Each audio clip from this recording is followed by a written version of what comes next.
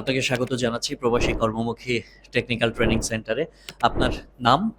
আমার নাম মোহাম্মদ ফাহিম। আমি চাঁদপুর জেলা থেকে ট্রেনিং সেন্টারে এসেছি। এই যে এখানে আপনি এসেছেন, এই ট্রেনিং সেন্টারের কোন দিকটা আপনার কাছে ভালো লেগেছে? বাংলাদেশে তো অনেক রকমই ট্রেনিং সেন্টার আছে, কিন্তু কিছু আনকমনের মধ্যে একটা, যে এখানে এসি ফ্রিজের সকল টুলসগুলো আমাদের কেটে কেটে দেখানো হয় যে এর ভিতরে কি কি আছে এবং কিভাবে এগুলো কাজ করে। এখানে তো টাকা দিয়ে আপনারা শিখছেন, কতটুকু লাভবান হচ্ছেন নাকি লোকসানে পড়ে গেলেন?